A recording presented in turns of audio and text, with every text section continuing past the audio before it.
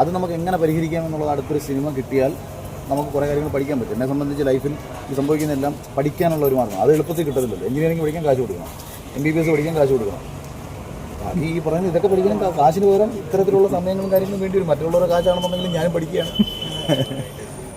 നല്ലൊരു എക്സ്പെരിമെന്റ് ആയി. അങ്ങനെയാണ്. അപ്പോൾ ഇവർ മറ്റുള്ളവരുടെ അഭിപ്രായം ചോദിച്ചാൽ മതി. നല്ല അഭിപ്രായം പറയുന്നത്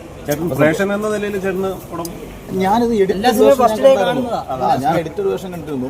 പിന്നെ ഞാൻ പറഞ്ഞില്ല, ഇപ്പോൾ സിനിമകൾ ഒരുപാട് മാറി. പുതിയ കാലഘട്ടത്തിൽ ഇപ്പം നമ്മൾ തന്നെ സിനിമകളെ രണ്ടായിട്ട് തരംതിരിച്ചിട്ടുണ്ട്. ഇപ്പോൾ OTT വരുമ്പം കാണാൻ പറ്റിയ പടങ്ങളൊന്നും ബിഗ് സ്ക്രീനിൽ കാണാൻ പറ്റിയ പടങ്ങളൊന്നും ഒരു തരംതിരിവുണ്ട്. അതുകൊണ്ട് ഒരു സിനിമയും സത്യത്തിൽ പരാജയപ്പെടുന്നില്ല. കാരണം തിയേറ്ററിൽ ചിലപ്പോൾ ചില സിനിമകൾ പരാജയം സംഭവിച്ചേക്കാം.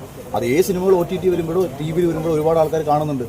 അപ്പോൾ തിയേറ്ററുകളിലേക്ക് പ്രേക്ഷകരെ ആകർഷിക്കത്തക്ക ഒരു ഘടകം ഒരു സിനിമ കൊണ്ടുവന്ന് അവർക്ക് തോന്നുമ്പോഴാണ് അവർ തിയേറ്ററിൽ വന്ന് സിനിമ വിജയിപ്പിക്കുന്നത്. പിന്നെ ഇത് ഞാനിപ്പോൾ എന്നെ സംബന്ധിച്ച് പേഴ്സണലി പറയുന്നത്, നമ്മളെ ഇവിടം വരെ എത്തിച്ച പ്രേക്ഷകർ നമ്മുടെ സിനിമ വന്ന് കണ്ടൊന്ന് എക്സ്പീരിയൻസ് ചെയ്യണം. അവരെന്നോട് പറയണം ഏത് ഏരിയ നന്നായിരുന്നു, ഏത് ഏരിയ മോശമായിരുന്നു.